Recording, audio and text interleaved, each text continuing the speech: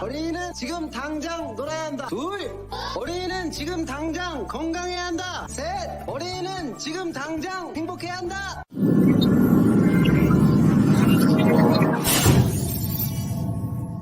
지금 어차피 이거 다 정리해서 다시 업로드 될 거예요.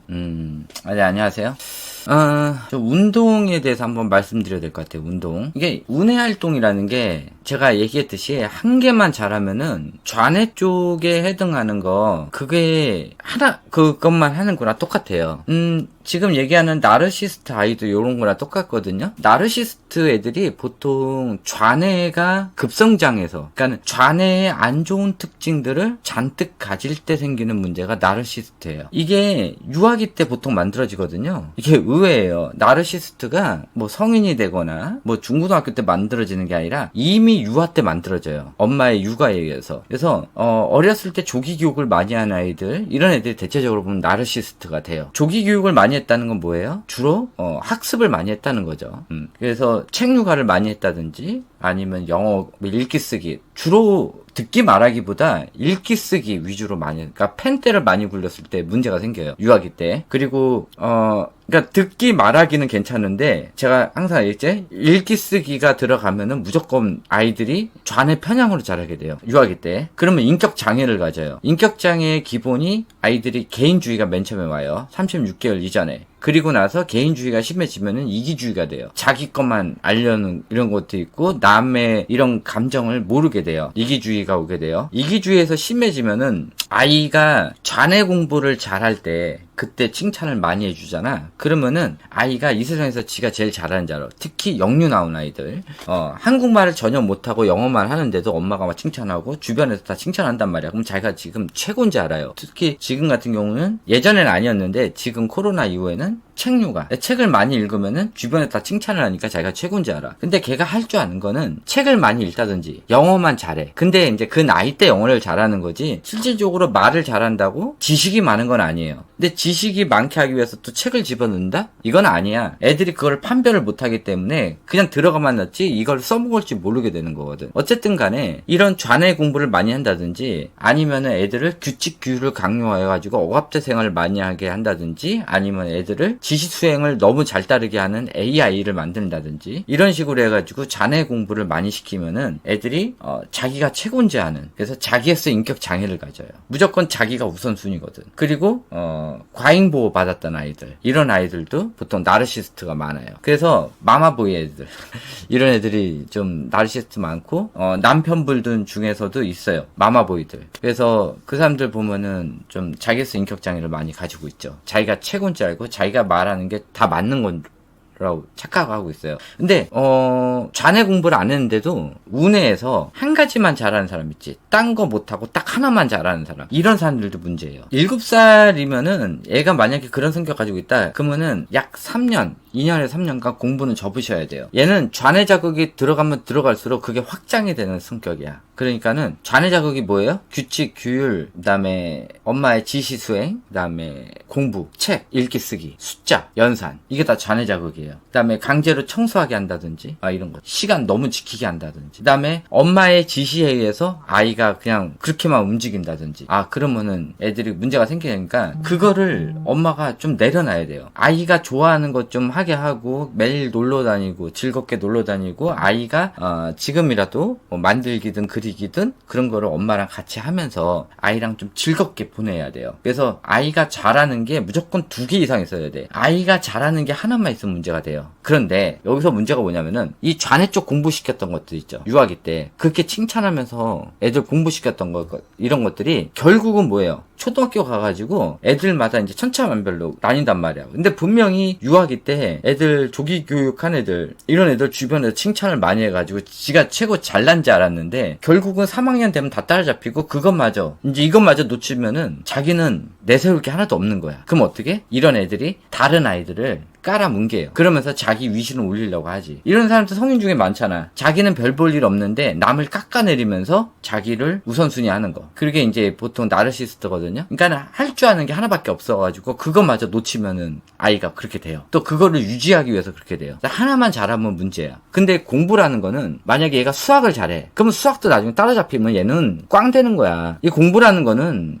나중에 얘네들이 언제 어디서 다 따라잡을지 모르는 거거든. 왜? 이 100점이라는 게 있기 때문에. 100점. 만점이라는 게 있기 때문에 그게 안 돼. 근데 이 운해 쪽 같은 경우는 아이들마다 약간의 창의성을 겸비를 해가지고 이 방향성이 달라지기 때문에 누구랑 비교를 할 수가 없어. 자기 만족감을 느끼게 되거든. 그거를 자존감이라고 그래요. 그러니까 자기 만족을 느끼는 거야. 나는 이 정도 하면은 충분해. 아, 이 정도 하면 내가 대단한 것 같아. 아, 근데 좀 더 해볼까? 그러면서 어제보다 나은 오늘 이걸 더 중요시하는 게 운이에요. 근데 좌뇌는 90점, 100점 이 점수를 더 중요시하고 10개 시험 문제 보면은 10문제를 다 맞추는 이걸 더 중요시한단 말이에요. 엄마들도 옆집 애랑 더 잘하면 칭찬을 하고 얘가 100점을 맞아야만 칭찬을 해. 이런 절대평가를 한단 말이야. 절대평가는 이제 점수로 인한 절대평가고 그 다음에 옆에 애보다 잘난 그 이상한 비교식 상대평가를 해버려. 그러니까 얘가 항상 불안해져 있어. 누가 쫓아오면 어떡하나. 그래서 누가 내 뒤에 쫓아오려고 그래? 그럼 어떻게든 뭉개뜨리는 거야. 반칙을 쓰는 거지. 그러니까 이 좌뇌만 성장시키고 조기 교육을 했던 아이들, 이런 아이들이 대체적으로 반칙을 많이 해요. 그렇게 해서 반칙을 많이 하는 이런 것들이 6살, 7살 계속 누적이 되잖아? 그러면은 그게 뭐가 되는 거야? 자기수 인격 장애가 돼요. 주로 영유에서 보면, 영유나 학습식 보면은 이 단짝 시스템, 그 다음에 아이가 조금 똑똑해 보이는 애들 있으면 어떻게 해요? 애들끼리 뭉쳐가지고 똑똑해 보이는 애들을 왕따를 시켜요. 이런 것들. 주로 학습식 유치원에서 많이 나타나는 현상이에요. 그래서 지금은 학교 갈 때쯤 되잖아요. 유아 애들, 이런 나르시스트가 단체로 들어가요. 단체. 너무 많아졌어요. 경계선 지능이어도 나르시스트는 있어요. 진짜 멍청한 나르시스트가 되는 거지. 무식한 나르시스트. 아이가 지능이 80밖에 안 되는데 나르시스트야. 그것만큼 진짜 와 미치는 거야. 그나마 얘가 좀 똑똑하면서 나르시스트면은 그래도 인정을 확대해주는데 멍청한 나르시스트야. 와 환장하는 거지. 그거는 어느 누구도 못 말려. 말을 안 들어 처먹거든. 근데 그렇게 경계선 지능으로 만드는 것도 학습이 많이 들어가면은 애들이 이제 전두엽이 망가지면서 문제가 돼요. 그러면서 지능이 떨어지거든. 그리고 생각하는 능력이 떨어지잖아.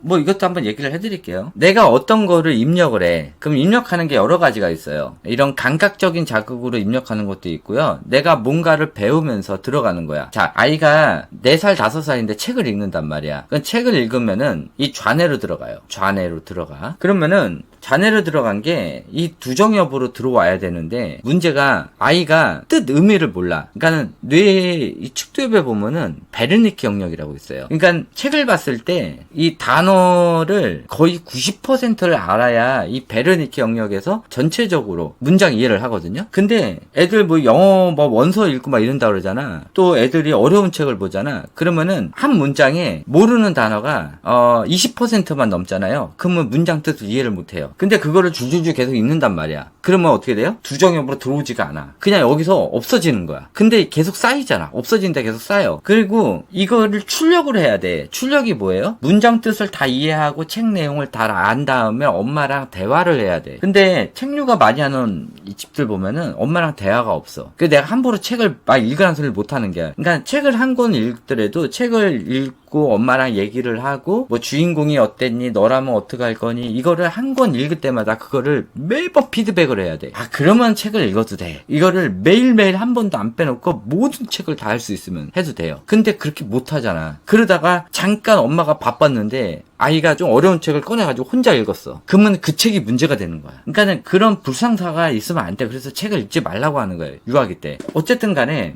강제로 책을 많이 읽히고 읽어준 엄마들 있지. 매일 책을 유아기 때 읽어준 엄마들 있잖아. 그러면은 얘가 유아기 때 그러니까 36개월 전후 특히 이게 문제가 많이 터지는 게 그치 36개월 전후 빠른 애들은 20 몇 개월 좀 지나서 문제가 터져요. 엄마가 계속 읽어준 게 머릿속으로 이렇게 들어오는데 얘가 아직 아직 사고력이 안 돼. 사고력이 언제부터 돼요? 36개월이 지나가지고 슬슬 되기 시작해. 그러니까는 애들이 뭐 이렇게 하면 머릿속으로 상상되니 뭐니 하면서 애가 그걸 할 수 있다라고 하는 것들을 뭐 36개월 전에 된다고 이렇게 거짓말 많이 치잖아. 특히 영어 이런 거 할 때 애들이 이걸 보면서 문장 뜻을 이해하면서 애들이 상상이 된다라고 하는 것들. 이런 것들이 36개월까지는 애들이 상상과 현실을 구분을 못 해요. 그러니까 안 되는 거야. 근데 어쨌든 간에 36개월 전에 이걸 하다 보면 머릿속으로 이게 막 맴돌아. 그 내용이 막 맴돌아. 그리고 매일매일 책 육아만 하다 보니까는 얘가 아직 사고력이 만들어지지 않았어. 그러면은 밖으로 빼낼 수 있어요, 없어요? 없단 말이야. 애들한테 너무 많은 과도한 양의 책이 들어가잖아. 그러면 애들이 미쳐버려요. 그러니까 애들이 책에 있는 내용, 엄마가 읽어준 내용을 줄줄줄줄 막 얘기를 하는데, 그러면 엄마들이 뭐라 그래? 옆집 엄마들이나 할머니들 이렇게 보면은 얘가 굉장히 똑똑하다. 얘 영재 아니야? 이런단 말이야. 아니에요. 그게 유사자폐 증상이에요. 얘가 아직 출력할 수 있는 뇌가 안 만들어졌는데 강제로 너무 많은 입력이 들어가 버리니까 애가 미쳐버려가지고 얘기하는 거예요. 이 미친 거거든요. 아이고. 근데 그걸 엄마들이 기뻐해. 그러니까 내가 미치는 거야. 막 그런 거 보면은 애가 지금 정신이 돌았는데 그걸 보고 좋아해요. 엄마들이. 할머니들도 좋아하고 옆집 엄마들도 영재 아니냐고 그러고 그런단 말이야. 이게 유사자폐 증상이에요. 그게 36개월이 지나잖아. 그러면은 입력된 게 두정엽으로 갔다가 이제 조금씩 출력이 된단 말이야. 근데 책을 읽는 거를 상상을 하고 그거를 하려고 그러면 안 돼. 왜? 아직 사고력길이 안 열렸거든. 그게 안 된단 말이야. 그러면은 책으로 이런 상상을 한다고 그러는 거, 성인들은 될 수가 있지. 사고력길이 열렸으니까. 근데 유아기 때는 안 되기 때문에 그거를 편하게 하려면 뭐예요? 좌뇌로 받는 걸로 해야 돼요? 우뇌로 해야 돼요? 봐요. 두정엽에서 생각하는 뇌가 어디 있어요? 우뇌에 있어요. 생각하는 뇌가 우뇌에 있단 말이야. 그러면은 두정엽에서 생각하는 뇌로 이렇게 쭉 떨어지는 길이 이게 사고력 길이야. 생각하는 우뇌랑 두정엽이랑 이렇게 해서 쭉 내려오는 길이 사고력 길이라. 그러면은 얘가 아직 어렸을 때는 좌뇌랑 우뇌랑 왔다 갔다 하는 뇌량이라고 있어요. 이게 아직 발달이 잘 안 됐을 때야. 그러면은 좌뇌로 받은 것들이 우뇌로 가야 되는데, 그러니까 두정엽을 거쳐서 이제 우뇌로 가야 되는데 이게 안 돼. 그러면은 36개월 전에 제일 편한 게 뭐예요? 우뇌 활동을 하면서 바로 뇌로 빼는 게 더 편하지 않아? 왜 다리를 건너? 다리를 건널 그 다리가 아직 공사 중이야. 다리를 건너는 그게 공사 중이라고. 유일하게 거기서 왔다 갔다 하는 게 이제 말을 할 수 있는 그 언어의 언어다바라고, 그 다음에 감각 있죠. 이게 오감 자극, 그 다음에 소근육, 요런 것만 감각이 왔다 갔다 해. 좌뇌 우뇌가. 그리고 나머지 부분은 거의 다 우뇌 활동만 한단 말이에요. 유아기 때는 좌뇌 활동을 안 해요. 근데 좌뇌 활동을 안 하는데 엄마가 계속 좌뇌 자극을 주잖아. 그럼 순식간에 아이가 똑똑해 보여. 그게 이제 뇌의 오류로 똑똑해지거든. 그러니까 애들이 가끔 이제 책류가 했던 애들이 약 8개월 넘어가지고 한 30개월? 그때까지 굉장히 똑똑해 보여요. 영재 아닌가 싶을 정도로. 뇌의 오류로. 그러면서 우뇌가 망가져요. 그 다음에 32개월 지나가지고 36개월까지 애가 막 밖에도 돌아다니고 막 다 해. 말도 잘하고 막 이런단 말이야. 간혹 가다가 이제 남자애들은 언어 지연이 오지. 여자애들은 좀 잘 논단 말이야. 그래 놓고서는 32개월부터 애가 갑자기 책을 막 찾기 시작하더니 밖에 안 나가. 그럼 엄마가 뭐라 그래요? 우리 애는 원래 내성적이었어요. 원래 내성적이었나 봐. 원래 예민한가 봐. 아니 자기가 실컷 책육아를 해놓고서는 애가 그렇게 되니까는 원래 예민했대. 원래 예민한데 어떻게 책육아를 해. 원래 예민한데 원래 내성적이래. 원래 내성적인데 밖에 이렇게 돌아다녔다고? 말이 안 되는 내용 아니야. 그렇잖아요. 이게 책육아를 많이 하면은 애들이 출력도 제대로 안 되고 생각하는 능력도 떨어지면서 상상이 안 돼. 상상이 안 된단 말이야. 그 책에 있는 정보가 이렇게 들어와야 되는데 그나마 엄마가 읽어주고 이러면은 그나마 약간은 되는데 본인이 읽으면은 절대 안 돼요. 안 돼. 그래서 유아기 때 이 사고력기를 많이 늘려주려고 하면 뭐야? 소근육 활동. 그리고 이런 이런 공부 활동보다 이런 만들기, 그리기 이런 것들, 색칠 공부, 클레이 활동 이런 것들.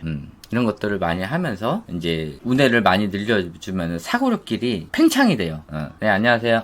패드는 만약에 실행된다고 그래도 제가 봤을 때는 7년 못 버틸 것 같아요. 보통 외국이 7년은 못 버틴 것 같거든요. 근데 지금 예전에 다른 나라에서 실행했다가 지금 판서 강의로 다시 가고 있는 게, 그때는 디지털이라는 게 그렇게 심각하지 않은 상태에서도 애들이 문제가 생겼거든. 근데 지금 같은 경우는 완전히 그냥 디지털 미디어 시대에 디지털이 또 추가로 들어가게 되면은 아이들 같은 경우는 이제 완전히 중독되고, 그거를 하기 전에 이제 유아기 때 또 하고 들어오니까는 이제 문제가 되는데, 이제 애들 미디어 증후군 단체로 다 걸려가지고 우리나라는 이제 이게 패드 학습하면은 애들 문해력 거의 제로급 돼요. 이제 7세도 늦지는 않았어요. 초등학교 2학년까지 기회 있어요. 초등학교 2학년. 근데 초등학교 3학년이 지나면요, 손발이 마음대로 안 움직여요. 손발이. 그래서 모든 운동 활동이나 또는 소그룹 활동, 또 이런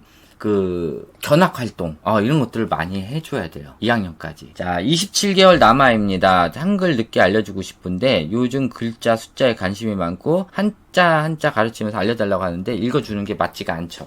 하면 안 돼요. 얘네들 27개월에 만약에 문자 자극이 들어가잖아요. 그러면은 아이들이 운해를 버릴 확률이 더 많아요. 운해 버렸다 하면은 애들이 대체적으로 인격 장애를 알아요. 패드 수업 막을 방법은 지금은 없죠. 만약에 내년에 강제로 다 교과서를 없앤다 그러면은 못 막죠. 그러니까 이거를 자율성에 맡겨야 되는데, 지금 강제로 다 한다고 해버리니까 이게 이제 문제인데, 이제 근데 이게 하도 자주 바뀌니까 저도 어떻게 뭐라고 못하겠어요. 지금 너무 자주 바꿔가지고. 브레인 HQ요? 잠깐만요. 자, 브레인 HQ가 뭘까요? 한번 볼까요? Many well-known and respected neuroscientists, a lot of other researchers decide assessments in Brain HQ drive real change. 영어야. 잠깐만. 게임용. 이거 알아. 이거 할 거면요, 이거 저 때부터 하시면 돼요. 중학교 넘어서.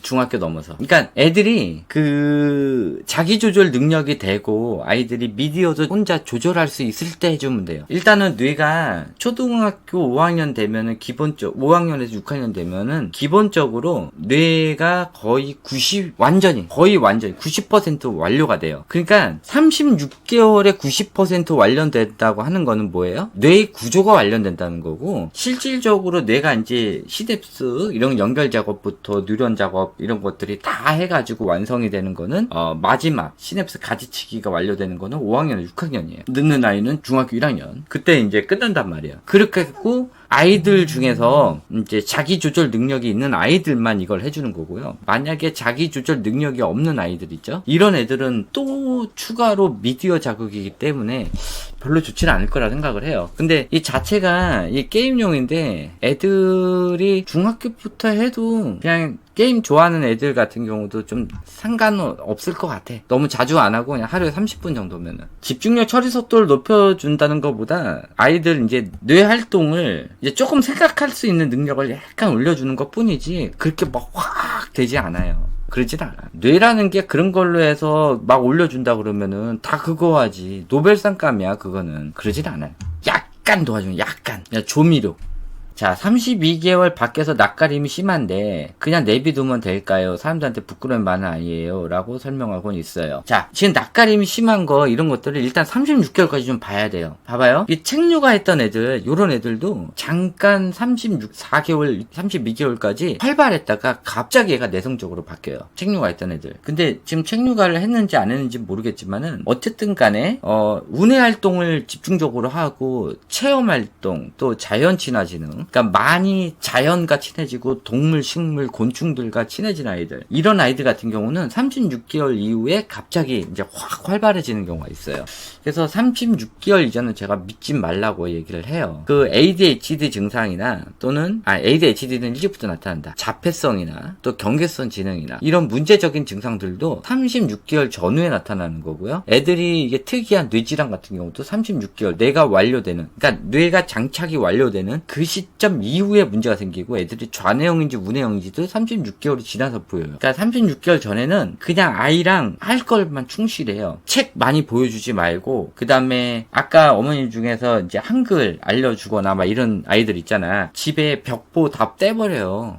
집에 ABCD 그 브로마이드 있잖아요. 이런 거 다 떼버리고요. 그런 거 붙여놓지 말아요. 그 기억, 니은 그런 거 붙여놓으니까 애들이 거기에 관심을 갖고, 아이들이 그런 거 보려고 하면 엄마가 좋아하니까 애들이 관심 갖는 거예요. 엄마가 무시해봐요. 애들 관심 안 가져요. 분명히 애들이 이런 거 관심 가질 때 엄마들이 그런 거에 반응을 해줬을 거야. 좋은 반응을. 그러니까 애들이 관심을 더 갖는 거야. 애들은요, 엄마가 관심 받는 거를, 그러니까 엄마가 관심을 이렇게 갖고 아이가 그거에 대해서 자극을 받았을 때 거기다가 이렇게 막 호응을 해주잖아요. 좋아하고. 그러면 엄마가 웃는 얼굴을 보기 위해서 하는 거예요. 그러니까 아무 때나 엄마가 좋아하면 안 돼요. 이게 아이가 하지 말아야 될 거 이런 것들은 그냥 쿨하게 넘어봐야 돼. 보통 책육아나 학습식을 하는 엄마들 있잖아요. 애들이 장난감이나 또 다른 운해 활동, 그리기 만들게 하려고 하잖아요. 그러면 무표정이에요. 그러다가 영어나 이런 거 책 보려고 하잖아. 그때 돼서야 나 책 읽으려고 와 이러면서 그때 웃어. 그러니까 애들이 내가 책을 읽어야 엄마가 좋아하는구나 하고 책을 보는 거야. 그걸 계속 보다 보니까 애들이 버릇이 되는 거야. 그게 되는 거예요. 그러니까 엄마가 얘한테 어떻게 반응을 보였나 보세요. 일반 아이들 주의력 집중 강화에 많이 쓰인다고요? 아니요, 그러지 않아요. 이게 일반 아이들 하는 거에 연구 결과가 없을걸요? 연구 결과라고 하는 것도 지네들이 만든 거야. 가짜. 어차피 브레인 나우나 또 그 뇌파 그거 하는 거 그거 다 마찬가지예요. 연구 결과라고 하는 게 다 지네들이 만든 거야. 학술적인 연구 자료는 없어요. 뭐 교통사고 당해가지고 뇌를 다친 사람들 그러니까 성인들은 써도 되지. 근데 유아 애들한테는 아직 그런 건 아니에요. 유아 애들은 무조건 책으로 보는 게 최고예요. 책으로. 굳이 하려고 하면 책으로 하세요. 책. 그것도 초등학교 전에는 별로 의미 없고요. 초등학교 이후에 하시는 게 좋아요. 초등학교 전에는 운해만 성장하거든. 그러니까 의미가 없어. 그리고 운해가 다 성장한 다음에 생각하는 능력이 생긴 다음에 하는 게 좋지. 생각하는 능력도 없는데 생각하는 걸 한다? 말이 안 되지. 이건 말 자체가 안 되는 거예요. 운해 활동이 후천적 ADHD 완화와 경계서 지능 장애에 조금 도움될 거예요. 그쵸? 맞는 거예요. 그 암기를 못하는 거랑 그 브레인 HQ랑 상관이 없어요. 암기를 못하는 거는 만약에 이렇게 애들이 공부, 특히 남자애들 변형계가 다쳐가지고 기억에 관련된 뇌가 같이 다쳤을 확률이 있어요. 그러니까는 뇌는 한번 다치면은 복구하기가 힘들어요. 이런 외부 프로그램으로 해서 하는 거는 일시적이에요. 일시적. 저는 지금 별짓을 다 해도 단순 암기가 안 돼요. 제가 이렇게까지 했는데도 저는 안 돼요. 아예. 그냥 사람 이름을 하나 외우고 싶으면은 그 이름을 100번, 1000번 불러보는 수밖에 없어요. 저는 이게 제 얘기만 해서 그런데 일단은 저는 좌뇌를 못 쓰는 상황이기 때문에 이게 집중력이 약한 거는 남자애들 같은 경우는 학습 스트레스로 약했을 수도 있어. 딸내미는 괜찮죠. 아들이 그런 거 아니에요? 아들은 학습 스트레스를 받아가지고 얘가 학습에 대해서 별로 관심이 없어졌거나 아니면 그걸로 인해서 변형계가 다쳤으면은 집중이 안 될 수도 있어요. 그리고 운해형 아이들은 운해 집중력이 높은데 좌뇌 집중력이 낮아요. 반대로 좌뇌형 아이들은 운해 집중력이 낮아요. 둘 다 똑같이 못 외워요. 아마 그쪽이 학군지라 애들이 그게 계속 누적이 돼가지고 애들이 기억력이 떨어졌을 수도 있어요. 거기가 학군치잖아요. 그거 애들 알게 모르게 스트레스 계속 받거든요. 그래가지고 애들이 그 스트레스 압박 때문에 계속 기억력이 떨어질 수도 있어요. 그거는 좀 알고 계셔요. 그리고 지금 얘가 지금 6학년이잖아요. 중학교 됐을 때 한번 도박을 걸어볼 수는 있어요. 중학교 때. 근데 중학교 때까지 기억이 잘 안 된다 그러면은 조금 힘들 수도 있죠. 중학교 때까지. 그러니까 이런 애들한테는 절대 무리하게 많이 시키지 마시고요. 애들한테 좀 여유를 주셔야 돼요. 저 축농증 걸려가지고 축농증 심하게 걸려가지고요. 그때 많이 망가졌어요.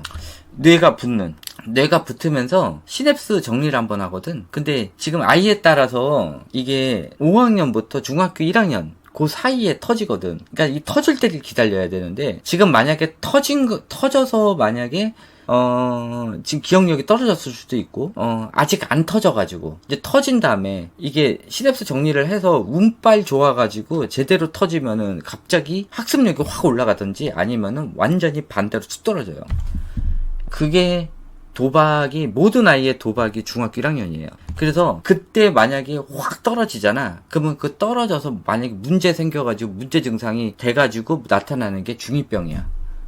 그렇게 생기는 게 중2병이에요. 그러니까 중1 때 얘가 어떻게 변할지를 잘 봐야 돼요. 그러니까 그러니까는 중1이 됐을 때 얘가 갑자기 공부가 잘 되기 시작을 한다. 그러면은 대박 터진 거고요. 만약에 얘가 갑자기 더 공부가 안 되기 시작한다? 그러면은 애들이 이제 반항을 하거든. 그 반항이 1년 동안 유지가 되면서 폭발할 시기가 중2예요. 근데 그 중1이 되기까지가 제일 중요한 게 뭐냐면요. 초등학교 때 애가 스트레스를 많이 받았나 안 받았냐가 중요하고 엄마랑 애착 관계를 봐야 되는 거지. 저는 고3 때 머리 망가져가지고 중학교 3학년까지 기억이 다 날라갔어요. 그래서 20살 돼서 중학교 2학년부터 다시 시작한 거예요. 책은 마지막 책 본 게 22살 때 A형, B형, AB형 그 성격 알아본다고 그거 22살 때 본 게 마지막 책이에요. 제가 본 게. 그리고 지금까지 몇 년이야? 한 22살, 32, 42, 27년, 26년 동안 책을 한 권도 안 봤어요. 저는. 책을 안 보고 이런 뇌에 대해서 다 한 거예요. 그게 가능하다니까. 책이 중요한 게 아니라 이 경험력이 중요한 거예요. 경험. 예, 7세 나면 아직 한글 모르는데 피자 해도 돼요. 엄마가 읽어주면서 하시면 돼요. 별 문제 안 돼요. 엄마가 읽어주면서 같이 하시면 돼요. 그리고 어차피 학습지라는 게 엄마랑 같이 하는 거예요. 그래서 매일매일 나눠서 엄마랑 같이 하시면 돼요. 제가 원래 충농증이 있었어요. 초등학교 때 아마 그래서 머리가 많이 나빠진 것 같은데, 제가 어렸을 때, 그러니까 초등학교 때 한번 감기가 한번 걸리잖아요. 그럼 체온이 41도까지 올라갔어요. 항상. 그게 매달 감기를 걸렸어요. 매달. 그러니까 감기 한번 걸리면 체온이 41도. 그러니까는 내가 소아과를 가잖아. 내 거 체크를 하잖아. 내가 41도니까 다른 애들 이렇게 기다리고 있잖아요. 그러면은 제가 먼저 들어갔어요. 얘가 죽게 생겼는데 이걸 매달 체온이 41도까지. 근데 뇌세포가 40도가 넘으면 파괴가 되거든요. 그래서 그걸 계속 앓다 보니까는 이제 이 콧농이 많아지면서 이 비염 단계를 넘어가지고 이제 축농증이 된 거죠. 그래서 초등학교 5학년에 시력이 1.2에서 6개월 만에 0.7로 떨어졌어요. 순식간에 0.7까지 떨어지고, 그거 외에도 이제 그때부터 막 기억이 안 나고, 초등학교 때부터 책을 못 보고, 막 그랬어요. 그렇게 하다가 이제 고등학교 3학년에 심해져가지고 수능 다 망쳤지. 안 헤어져서. 안 헤어지는 게 문제가 아니라 계속 기억이 날아가는 거야. 그러다가 이제 축농증이 많이 괜찮아지고, 그렇게 하고 나서, 봤더니 이제 중학교 3학년까지 기억이 다 날아갔어요. 애들 얼굴도 기억이 안 나.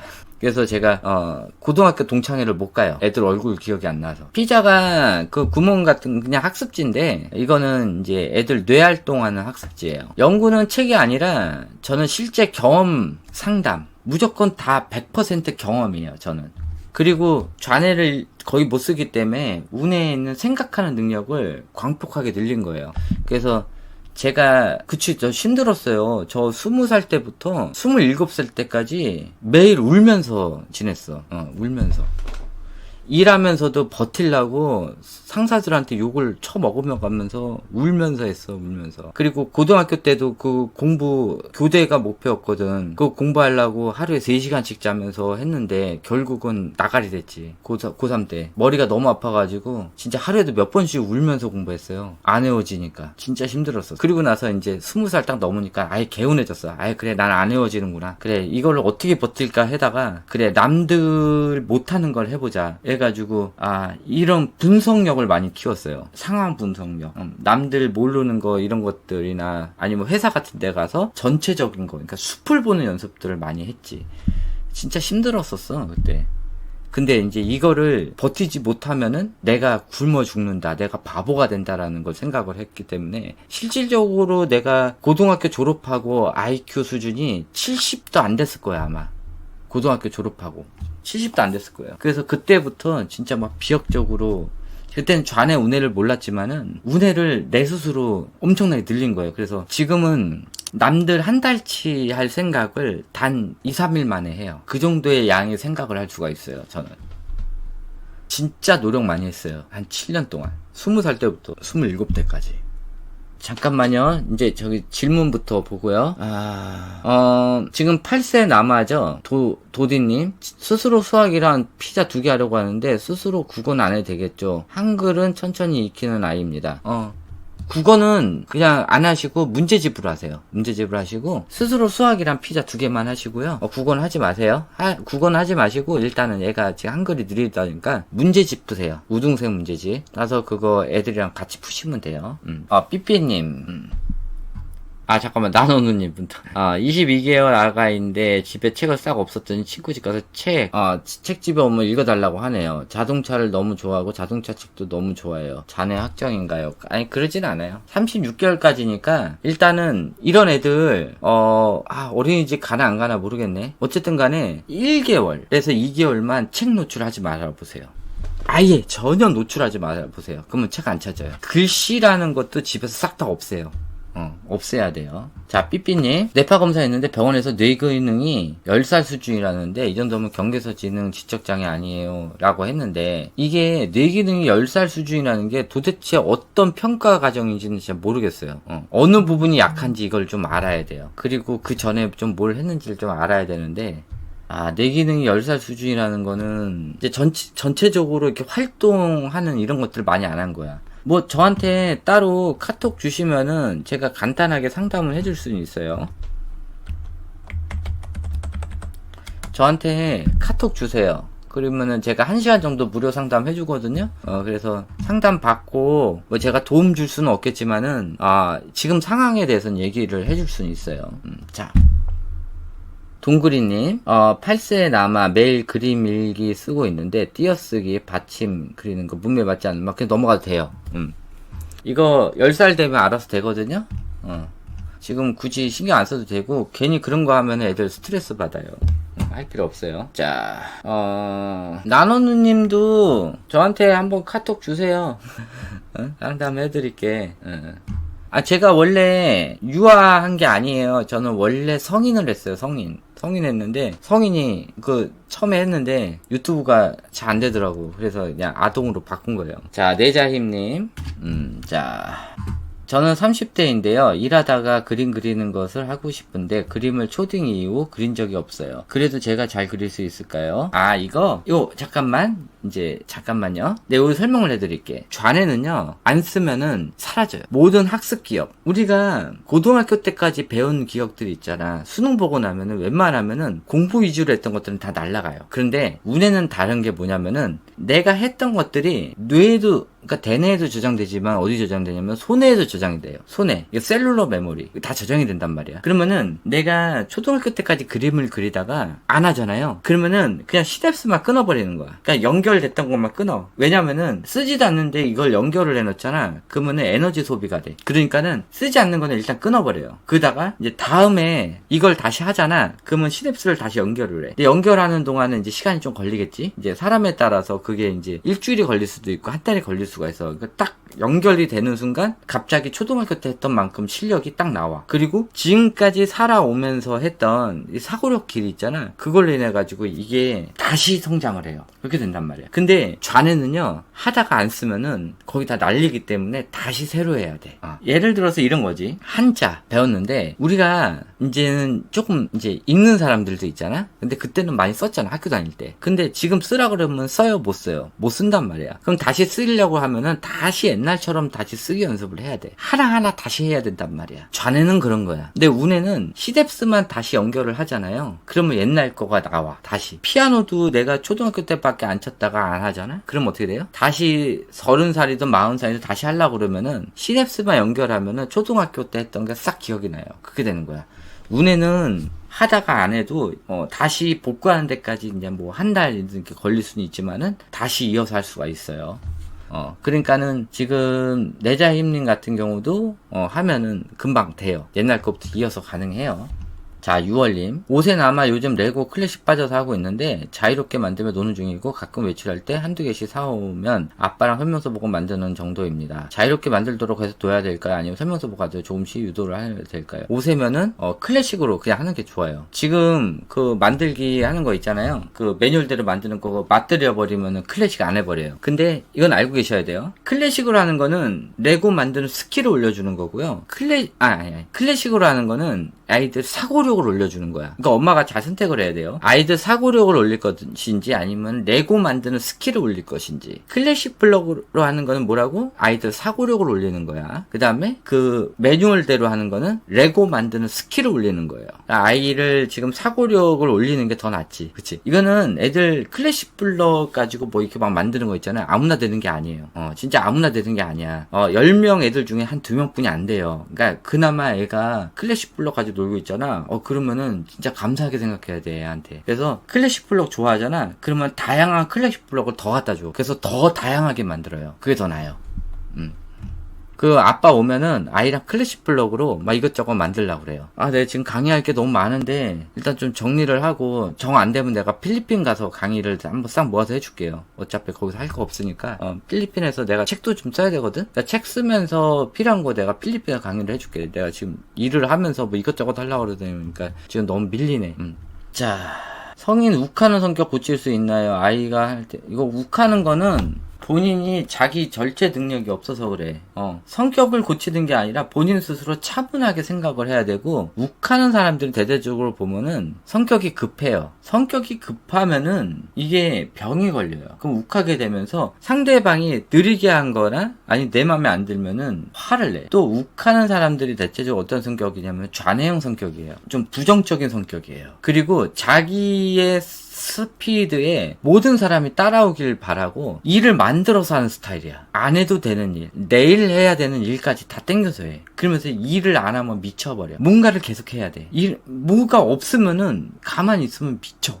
그러니까 쓸데없는 거를 막 하려고 그러고, 정할 거 없으면 청소를 해. 쓸데없는 거를 막 정리를 하고 막 이래. 되게 급하단 말이야. 마음의 여유가 없어. 항상 바빠. 그러니까는 이 바쁜 거에 우리 아이가 못 쫓아오거나 내 배우자가 못 쫓아오잖아. 그럼 미쳐버리는 거야. 그러니까는 정신 수양을 해야 돼. 그래서 가끔씩은 1시간 정도 이렇게 멍하니 앉아 계세요. 이게 멍하니 앉아 있는 게 운의 훈련이에요. 아무것도 안 하고 누워 있는 게 아니야. 소파에 앉아가지고 아무것도 하지 말고 가만히 멍 때리고 앉아 계세요. 1시간씩. 좀이 쑤실 거야. 이걸 참아야 돼. 이게 사람은요, 나이를 먹다 보면요, 운해가 줄어들기 때문에 상대적 좌뇌형이 돼요. 뭔 말인지 아시겠죠?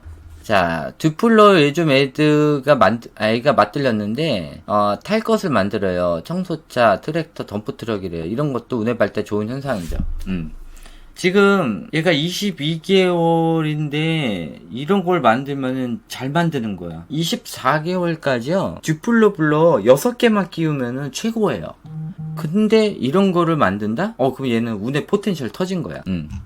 사람들은 나이가 먹으면서 사회성이 떨어져, 손으로 하는 활동 안 해, 게을러져, 본인이 하는 것만 하려고 해, 본인이 보고 싶은 것만 보려고 해, 편향적인 사람이 돼. 이러면서 점점 내 옆에 있는 사람이 떨어져 나가. 또 떨어져 나가는 게 두 종류가 있어요. 내가 아는 친구가 죽어서 떨어져 나가는 것도 있고, 내 스스로 다른 사람들과 맞지 않기 때문에, 서로 성격이 맞지 않기 때문에 떨어져 나가는 게 있어.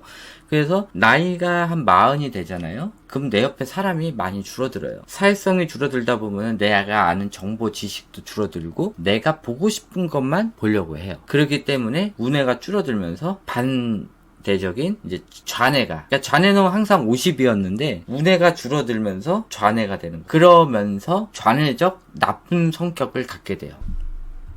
보통 운해가 떨어지면요, 제일 먼저 다가오는 게 일이에요. 일이 급해져요. 조바심이 나고 불안해져요. 그리고 사람들이 생활을 계속 하다 보면은 실수나 잘못된 거에 상대방에 대해서 상대방이 이제 막 뭐라고 하는 것들이 있잖아. 그러니까는 점점 나이가 먹으면서 실수하면 안 되겠다라고 하는데 몸이 내 맘대로 안 움직이거든. 그러니까는 그런 것 때문에 더 급해지면서 사람이 조바심이 강해진단 말이야. 나이가 먹으면은. 그러면서 이게 느긋한 마음이 없어져요. 그러니까 절대 조바심 갖고 실수할 수 있는 거야, 사람이기 때문에. 그러니까 그런 거에 너무 죄책감 갖지 말아요. 사람이기 때문에. 내가 열심히 했는데 실수했어? 그거는 절대 죄책감을 가질 필요는 없어요. 반성을 하는 거지. 이렇게 하면 돼. 경계선 지능도 ADHD랑 먹어야 되냐고요? 아니에요. 이 ADHD에 대해서 설명을 해드릴게요. ADHD가 두 종류가 있어요. H가 뭐예요? 행동이에요, 행동. 그러니까 행동 발달, 요게 과잉 행동 발달이 되는 게 있어. 그거는 ADHD고요. ADD는 단순히 집중력이 떨어지는 거예요. 그러면은 봐봐요. ADHD가 왔잖아. 그러면 H는 뭐예요? 돌발 행동들을 많이 하는 거야. 그러면은 이런 아이는 어떻게 해야 될까요? 안정화를 시켜줘야 돼. 세로토닌. 요런 아이들은 세로토닌 처방제를 넣는 거야. 근데 ADD인 아이들이 있어요. 얘는 집중력이 떨어지는 아이야. 집중력이 떨어지는 아이기 때문에 얘네들한테 뭘 처방해요? 도파민을 처방을 해. 도파민을 처방을 하면은 도파민이 나온 다음에 노르아드레날린이라는 집중력 호르몬이 자동으로 나오게 돼 있어요. 이거를 강제적으로 나오게 하면서 아이들을 집중을 하게 해주는 거야. 뭐 성인이든 간에. 그렇게 하기 때문에 이게 처방을 받고 해야 되는 거지, 내가 지금 어떤 증상인지 몰라. 이게 갑자기 그냥 막 돌발 행동들을 하는 건지, 내가 가만히 있질 못하는 건지, 아니면은 어떤 걸 집중할 때 집중이 잘 안 되는 건지, 평상시 적당인데 좌뇌든 우뇌든 이렇게 집중을 잘 못하는 거 있잖아요. 집중을 잘 못할 때는 도파민 처방제를 해야 돼. 그래서 이런 거를 의사 선생님한테 해놓고서는 처방을 받아야지, 잘못된 약을 처방을 받으면 안 돼. 그리고 ADHD 약이 부작용이 있어요. 위가 아프고 막 졸리고 머리가 아프고 뭐 여러 가지 이렇게 부작용이 있어. 막 토도 나올 것 같고 뭐 울렁울렁거린단 말이야. 그런 것들도 있기 때문에 이 부작용도 또 봐가면서 약을 또 바꿔야 돼요. 그러니까는 아무렇게나 먹으면 안 돼요. 지금 내자인 같은 경우도 잠깐만. 아니다.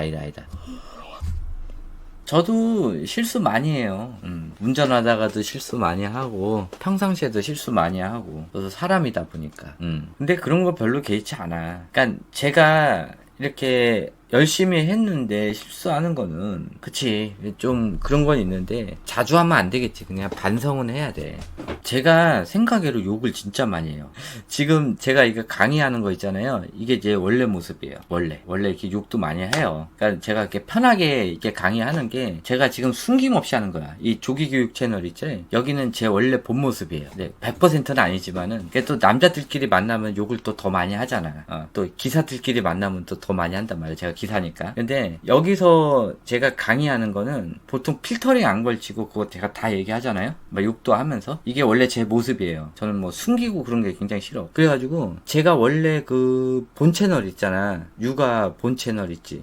그쪽에서는요, 그거를 딱 가리고, 이게 표면적인, 그러니까 좀 숨기고 고상한 척을 하면서 강의를 많이 했어요. 그러니까 내 본 모습이 아니까 참 답답했어. 거기는 요즘 뭐 그 채널도 많이 보시더라고요. 왜 보는지 모르겠는데 하여튼 많이 보셔. 지금 그 구독자가 또 한 1000명이 올랐어. 근데 올리지도 않는데 지금 구독자가 1000명이 올랐어. 근데 지금 여기 채널은 제가 편한 게 뭐냐면은, 제 있는 그대로를 보여주는 거야. 제가 중간중간 요구를 하더라도 그거를 그냥 안 자르고 제가 다 편집 안 하고 올리는 거예요, 이게. 그러니까는 오히려 더 편한 거야. 그리고 말투도 이렇고요. 실질적으로 저랑 전화 상담할 때도 그렇지만은 비슷해요. 저랑 전화 상담해보면 저 욕 진짜 많이 해요.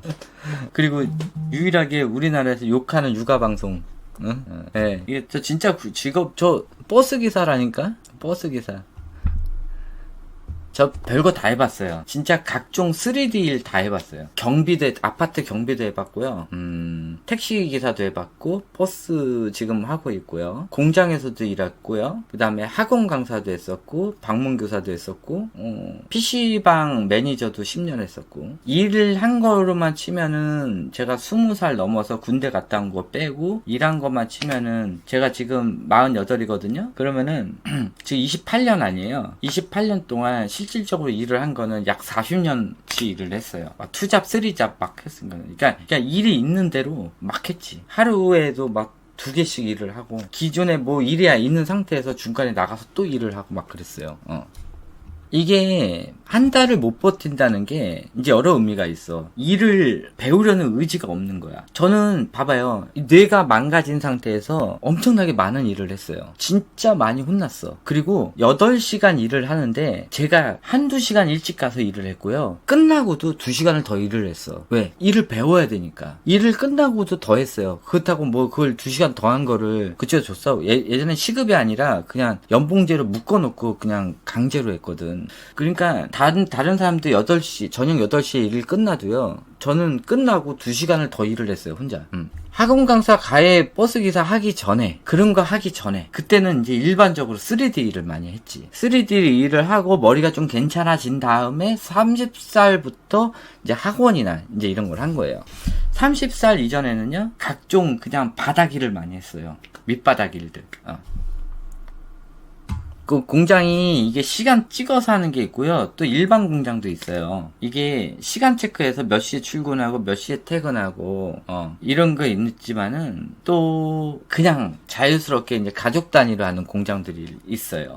제가 20살 때 몸무게가 45kg였어요. 완전 뼈밖에 없었어. 근데 제가 그때 플라스틱 공장에서 일을 했거든요. 플라스틱 한 포대가 20kg예요. 그거를 엄청 매는 거야. 45kg짜리 몸을 갖고 뼈만 남아가지고 20kg짜리 그 플라스틱 포대를 해가지고 그런 일도 했어. 하루에 포대 그 플라스틱 그 제로 포대가 이걸 들고 빼고 이거 하는 게 이거 들고 빼는 게 하루에 한 500-600kg 왔다 갔다 하는 거야. 45kg짜리지만 힘이 좋은 게 아니지. 나는 5kg 했어요. 45kg는 남자 45kg를 못 부셨을 거야. 남자 45kg는요 그냥 뼈예요, 뼈. 그냥 뼈에 거죽 붙어 있었어요. 제가 지금 63kg인데 이 몸에서 지금도 그냥 먼저 말라 보이는데 이 몸에서 20kg가 빠져 있는 갈비뼈밖에 없었지.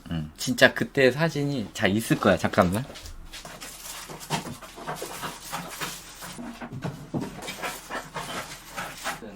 이게 20살 때 찍은 건데 그때 대학 다닐 때.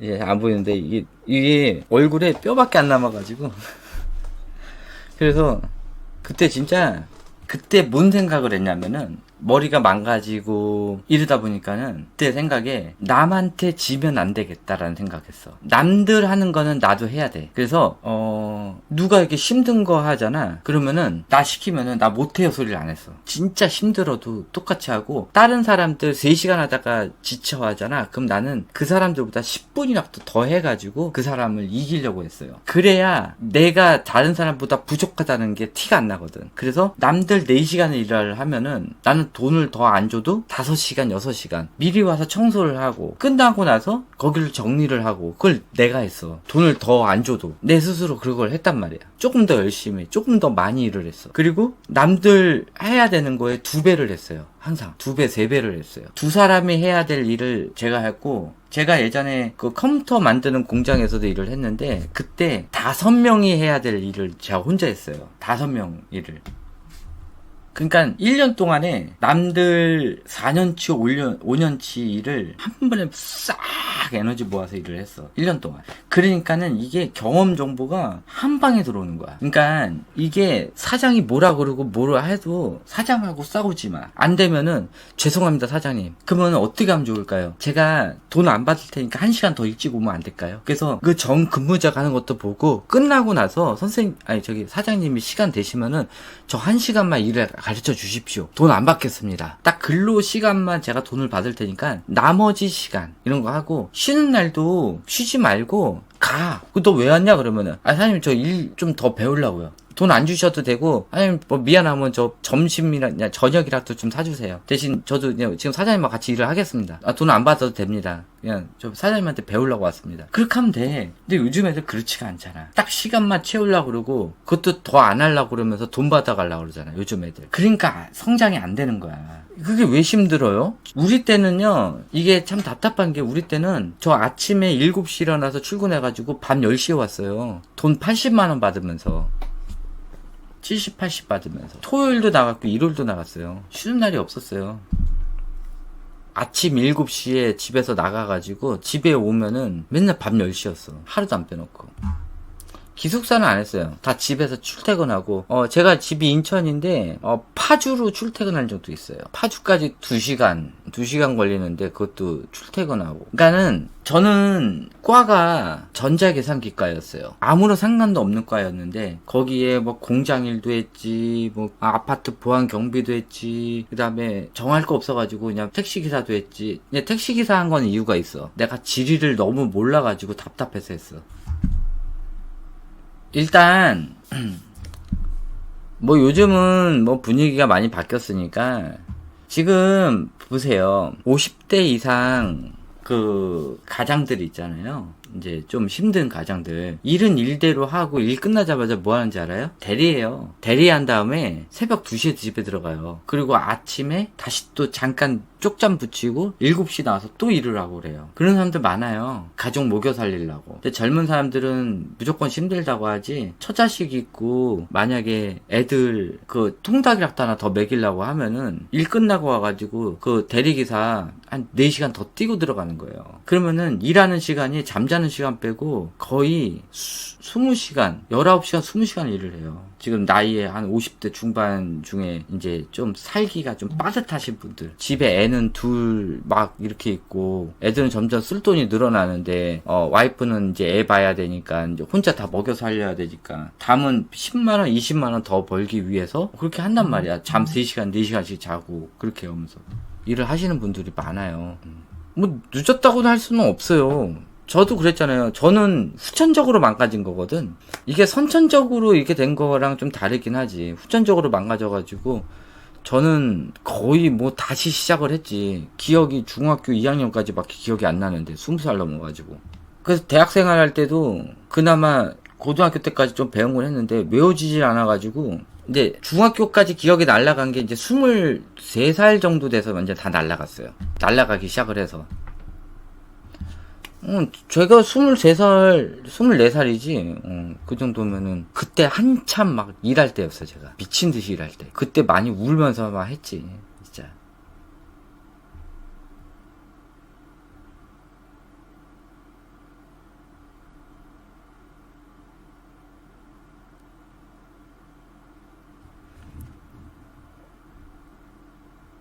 그거 개미 밟는 거 있잖아요. 그거 강의 한번 올려드릴게요. 내 개미 강의 한번 올리려고 그랬었는데 개미 강의 한번 올려드릴게요. 자, 여아 6세 12월생입니다. 친구들이 빠른 생일이 많아 글을 읽고 쓰는 많습니다. 저희 아이가 원하면 한글 언제부터 해야 될까요? 6세 12월생이니까 이제 해야 돼요. 슬슬. 근데 쓰는 것보다 읽는 거. 쓰는 건 나중이에요. 읽는 거. 근데 읽는 거를 그 단어 카드 좀 잘 찾아요. 단어 카드 잘 찾아가지고 지금 이제 학교 들어갈 때 이제 1년 남았잖아요. 그러니까 어쩔 수 없어. 하기는 해야 돼요. 그래서 단어 카드 중에서 아이가 아는 단어 있지. 그리고 받침자 없는 거. 이것만 따로 모아요. 그거 따로 모으고 아이가 눈으로 많이 봤던 것들, 그 단어만 많이 모아. 아예 뭐 보지도 못한 거 있잖아. 이런 단어장은 빼요. 그리고 아이가 주로 봤던 거, 그것만 모아가지고 하고, 아이랑 오늘부터 돌아다니면서 간판 글씨 읽는 연습하고 책 아마 빛이 돼 있을 거란 말이야. 그러면 책에 있는 거 좀 찍으면서 읽는 걸 하세요. 7살 될 때까지 이렇게 하면서. 근데 갑자기 막 하려고 하는 게 아니라 그냥 천천히 증가를 해야 돼요. 그래서 단어 카드 한 하루에 한 20분 정도 그냥 찾기식으로 하면 돼. 찾기식으로 하시고, 그 다음에 돌아다니면서 간판 글씨 읽는 거 딱 그거부터 시작하세요. 한 2-3개월. 그 개미 강의 하려고 아까 머릿속으로 이미 다 생각을 해놨어요. 하여튼 개미 때문에 문제가 많아가지고 이 개미가 제일 중요해요. 개미 밟아 죽이면은 얘는 사회성이 떨어지거든. 그리고 개미 많이 밟아 죽이는 애들이 대체적으로 애들 많이 때려요. 싸가지들이 없어요. 개미가 제일 중요해요. 그리고 개미 관찰을 많이 하는 애들이 대체적으로 영재성 띄는 아이들이에요. 그 많은 곤충 중에 이 개미라는 게 하찮거든. 개미가 제일 하찮은 곤충이야. 그래서 이 개미를 어떻게 하냐에 따라서 아이들 성장을 볼 수도 있어. 이게 뭐 풍뎅이나 뭐 다른 거는 달라요. 이 개미라는 거. 이 지네 같은 경우는 어쩌다가 한번 보는 건데, 개미는 매일 볼 수 있단 말이야. 근데 매일 볼 때마다 밟아 죽인다? 이거는 인성이 문제가 있는 거야. 근데 개미를 이렇게 막 밟아 죽이는 집안, 거기 애들 보면은 그 엄마 또 약간 문제가 있어요. 육아에 문제가 있는 거야. 그러니까 이 아이가 개미를 어떻게 하냐에 따라서 엄마의 이런 육아 방향성이 보여요. 개미를 주로 막 밟는 아이들은 집에서 엄마가 이 생명을, 이게 존엄성을 알려주는 게 아니고 이런 관찰이나, 그러니까 자연 관찰을 많이 안 다니고 보통 보통 이런 해충을 때려잡는 것만 보여준 거야. 그러니까 애들이 이런 곤충류를 보고 특히 하찮은 개미를 보면은 다 밟아 죽이려고 해. 왜? 엄마가 맨날 죽이는 것만 봤기 때문에 얘는 개미를 보면 죽여야 된다고 생각을 하는 거야. 그 되는 거야. 근데 이제 지네 같은 경우는 이제 무섭잖아. 원래 성인이고 애들이고 다리 많은 것들 있지. 그거 보면 징그러워. 근데 그 중에서 이제 돈벌레만 안 죽이는 거지. 돈벌레만. 저건 돈 들어온다 그러지. 야, 그 러브버그는 솔직히 나 러브버그는 죽여. 여자친구도 없는데 둘이서 붕가붕가 하고 있으니까 내 눈앞에서 화나잖아. 여자친구도 없는데 얼마나 열받는지 알아? 근데 이충인데 걔네들이 이제 진딧물 많이 먹어요. 먹고 자라는데 이제 너무 많다 보니까 일단 곤충은 신경이 없어요. 신경이 없어. 그래서 아픔을 못 느껴요. 곤충.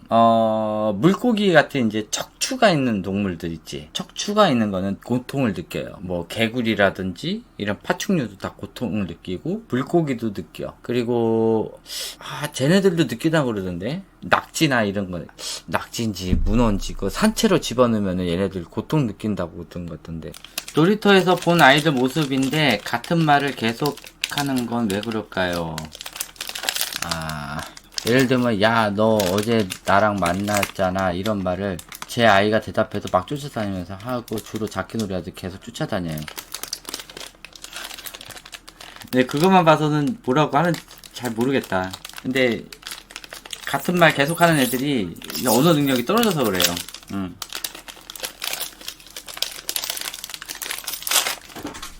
언어 능력이 떨어져서. 뭐 언어 능력이 떨어지는 이유가 많죠. 이제 뭐 책류가 이런 걸로 해가지고 언어 능력이 많이 떨어졌을 수도 있고, 또 미디어 많이 봐서 그럴 수도 있고, 뭐 반응사 애착장애 있던 아이들도 그럴 수 있고요. 보통 깔끔 떠는 분들이 예민한가요? 대체적으로 그래요.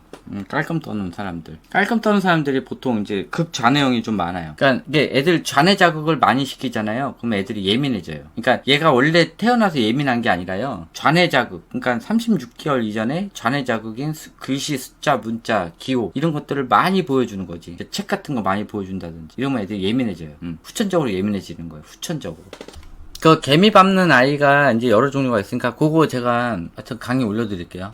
자, 놀이터에서 6, 7살 아이들이 저와 애기한테 말을 걸면 같이 놀자고 하는 이유가 궁금해요. 놀아는 주는데 왜 또래와 안 노는 건지. 그게 이제 여러 종류가 있어요. 요즘 짝꿍 시스템을 하기 때문에 짝이 없을 때. 근데 이런 애들 중에서 또래보다 이제 나이가 많은 사람하고 노는 애들이 있거나 아니면은 나이가 어리거나.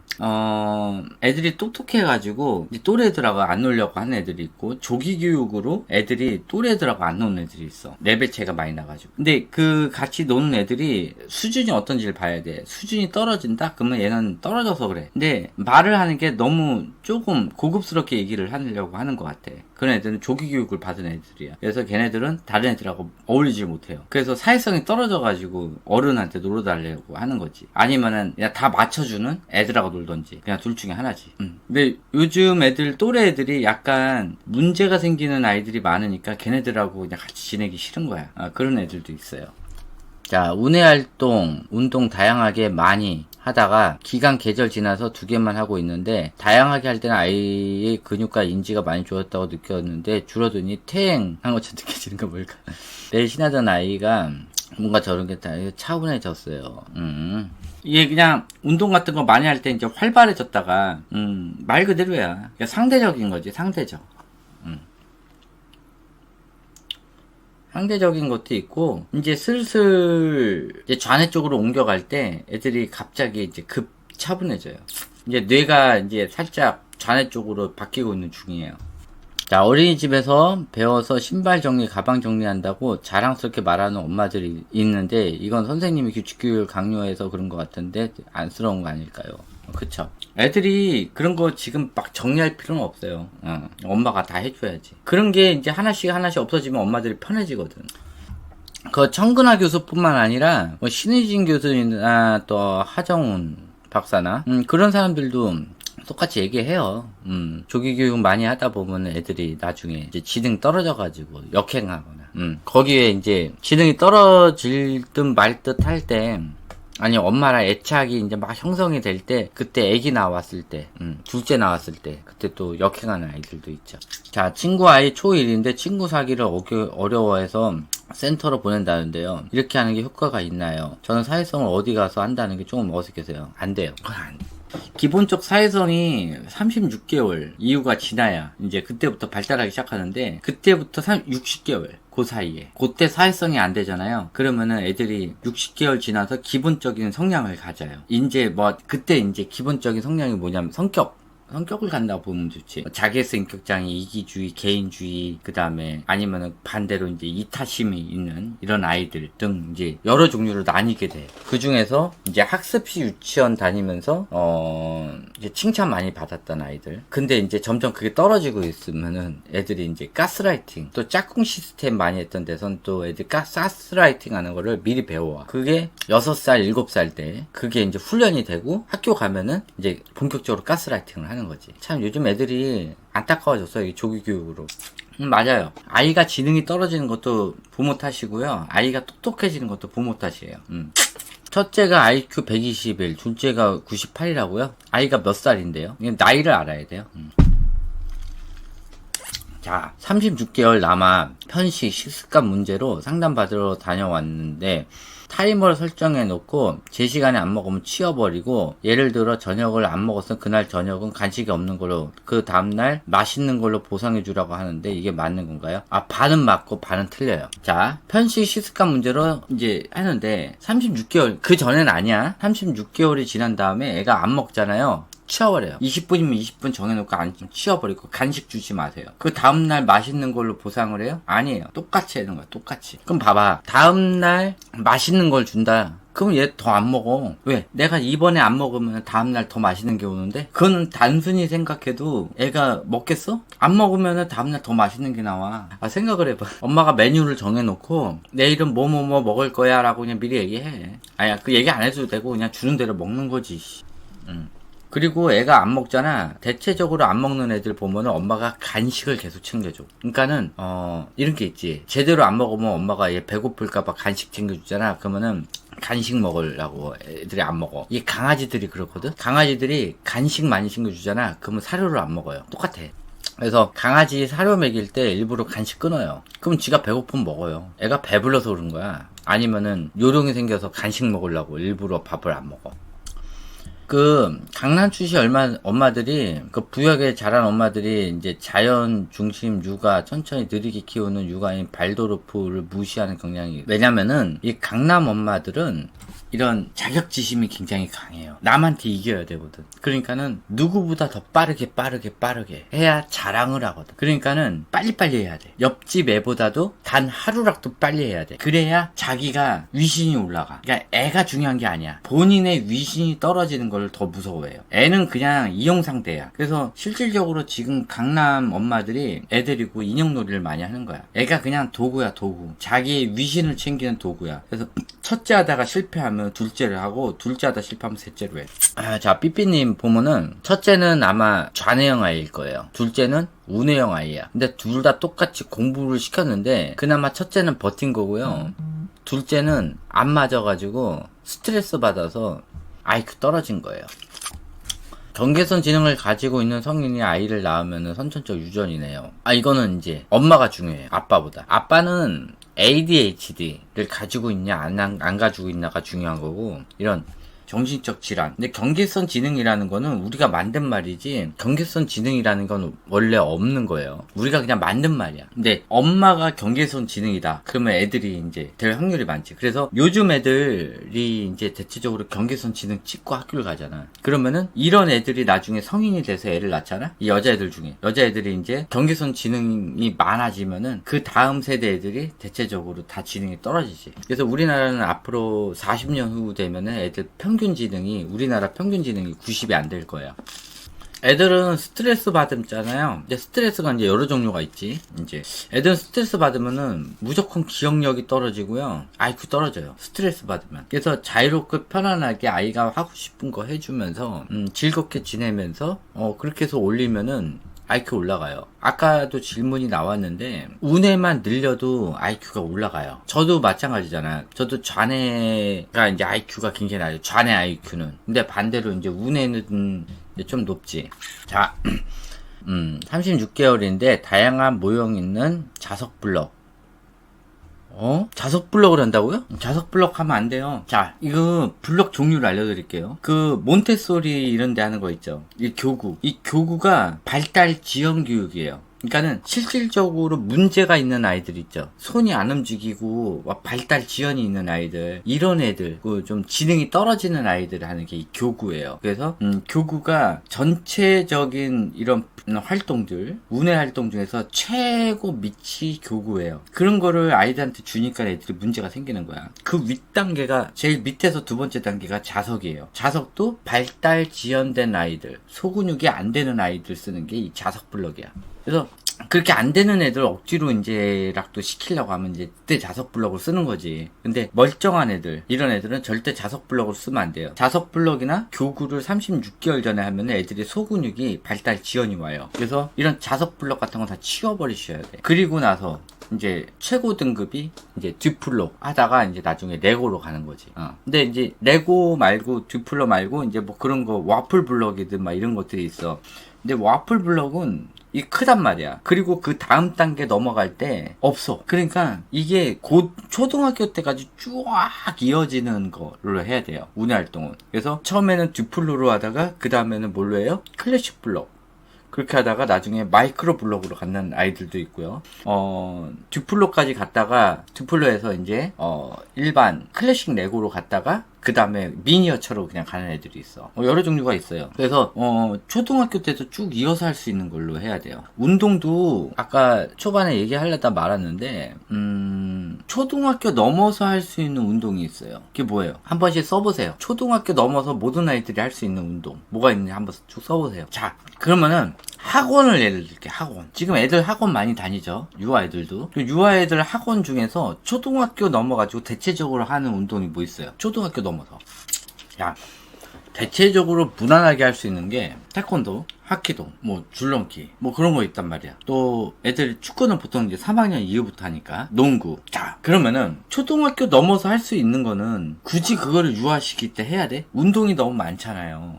많은 종류가 있단 말이야. 그러면은 초등학교 넘어서 자연스럽게 해야 되는 것들이 있어요. 그거를 굳이 유아기 때부터 할 필요는 없어. 얘를 축구 선수든 뭐 배드민턴 선수든 뭐 탁구 선수든 이런 선수를 만들 거 아니면요, 굳이 초등학교 때 많이 해야 되는 거 있잖아요. 그거는 미리 시킬 필요 없어요. 그러면은 유아기 때 할 수 있는 게 뭐가 있을까? 초등학교 때 안 하는 것 중에서 유아기 때 할 수 있는 거. 아니. 운동 중에서 할 수 있는 건 뭐냐면은 초등학교 전에 유아기 때 해야 되는 거. 유아기 때 해야 되는 운동이, 그러니까 스킬을 올릴 수 있는 운동. 뭐가 있냐면은, 학교 가서는 많이 해볼 수 없는 것들. 하키, 그 다음에 인라인 스케이트를 하는 게 좋아요. 유아 시기 때는. 그 다음에 수영. 그다음에 그 계절 스포츠 있죠? 여름에는 뭐예요? 수영. 겨울에는 스키, 보드, 이런 것들을 언제 해야 돼? 유아기 때 하는 거야. 그리고 특히 수영, 스키, 보드, 그다음에 하키, 이거는요 빨리 하면 빨리 할수록 좋아요. 왜냐, 이게 성인이 돼가지고 막 이걸 하려고 할 때 무서운 것들이 있어. 성인이 해야 될 때 무서운 게 뭐 있어요? 스키 탈 때 무섭지. 그 잘못하다가 그 꼬라박으면 어떻게 죽을 수도 있잖아. 보드 마찬가지지. 스케이트보드, 아니 아이스하키 맞아요. 그 다음에 이거 수영도 물에 빠질까봐 죽을까봐 못해. 그러니까는 언제 유아기 때 해야 되는 건 뭐냐면은, 성인이 지금 당장 할 때 무서워서 못하는 거 있죠. 그건 유아기 때 해야 돼요. 죽음에 대한 공포가 없을 때. 그게 제일 좋아요. 나중에는 배우기 힘든 게 있어요. 축구는 나중이라도 배울 수 있어요. 지금 당장이라도 너 나가서 축구해 그러면 해요. 너 나가서 농구해 그러면 해요. 근데 너 지금 당장부터 수영해 그러면 수영은 너 오늘 내일부터 스키 배워 그러면 야 저기서 내려오다가 잘못해가지고 막 죽던데 이런단 말이야. 보드도 마찬가지야. 내가 잘못해가지고 이거 브레이크 못 잡아버리면은 저거 벽에 부딪히면은 나 죽으면 어떡해, 이런 얘기를 한단 말이야. 그러니까는 이게 성인이 생각했을 때 이거 잘못하면은 내가 들어갔을 때 죽을 수도 있다, 이런 것들. 죽음에 대한 공포, 그 다음에 다치는 거에 대한 공포, 이런 것들이 점점 늘어나는 것들이 있어요. 이거를 유아기 때 시켜놔야 돼. 유아기 때는 죽음이라는 걸 모르거든. 다치는 거는 다치는 거지만은 죽는다는 건 몰라요. 그러니까는 죽음에 대한 공포가 있는 것들은 유아기 때 해놔야 애들이 편안하게 그냥 쭉 지나가요. 근데 이거를 초등학교 때만 하더라도 애들이 죽는 거에 대한 거를 많이 보게 돼. 그러니까 초등학교부터도 어려워요. 그래서 필리핀 같은 나라들은 애들 수영을 12개월부터 시켜요. 12개월. 그 12개월짜리 기저귀 타고 잠수하는 아이들이 있다? 12개월에.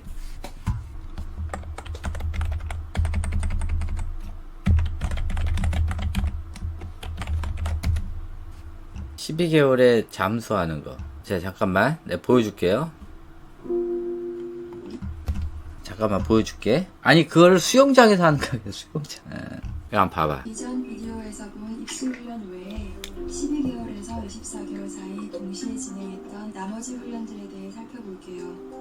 보세요. 먼저 호흡 연습. 이건 생후 3개월일 때부터 계속 해왔던 건데 이젠 언어를 통한 소통이 조금씩 가능해졌으니 물 속에선 숨을 참거나 날숨, 그리고 물 밖에선 들숨이라는 것을 알려주고 스스로 리듬에 맞춰서 들숨, 날숨 연습을 하도록 유도해주세요. 물 표면에 떠서 전진하는 연습도 계속해주세요. 아이를 앞으로주며 발차기 연습을 시켜서 지치지 않도록 도와주고 팔과 손을 보셨죠? 이렇게 하는 거야. 이걸 빨리빨리 해야 돼. 그러면 애들이 36개월부터 이거 다 수영하고 다녀요. 애들이.